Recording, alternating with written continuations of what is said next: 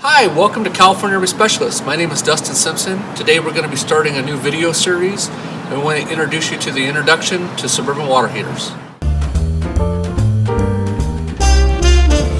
Hi, this is Zach with California RV Specialist. Today we're going to be getting to know your water heater. Today we'll be looking at a standard Suburban water heater. When looking for the water heater on your coach, you're going to look for a door that looks like this. On the top left-hand side, you'll notice our cold air intake. This allows cold air to be drawn into the unit.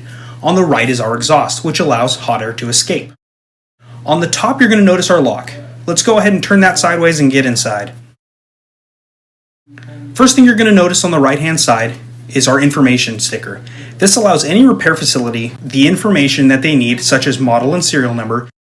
On the bottom here is our 110 volt safety switch. This allows us to turn on and off the 110 volt heating element. On the right side here is our electrode.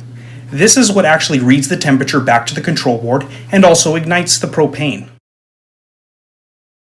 Here is our ECO T-stat assembly. This is what is our emergency cutoff and thermostat to read the temperature. On the left side is our 110 volt. On the right side is our 12 volt. They are resettable. As you can see in this picture here, you can press the buttons to reset them. Down here is our heating element. This is what allows the water to get hot when using 110 volt power. As you can see here, it's generally located between the switch itself and our anode rod. Next thing we're going to look at is our propane supply line. This allows a fresh feed of propane to fill the gas valve. Our gas valve here opens up when 12 volt power is sent and allows propane to flow through the flue tube to ignite and heat our water. The next thing we're going to look at is our pressure relief valve. This allows pressure to be relieved from the fresh water tank in case it does overheat. As you can see by this picture, it can be manually operated. The next item that we're going to look at is our anode rod.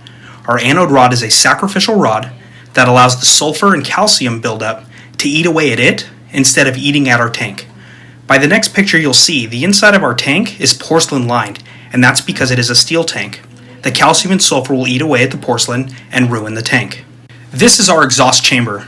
This directs exhaust out our exhaust vent on the door. This video is for general educational and information purpose only and is not intended to be a complete and accurate explanation of the work methods and process that are appropriate for maintenance or repair of all recreational vehicles. Before performing any inspections or repairs, you should always consult and follow the specific instructions listed in the RV's owner's manual and or the appliance owner's manual. Please contact a certified RV repair technician. Simpson, California RV Specialist will not be responsible for any injury to self or damage to your vehicle that may result from your use of this video.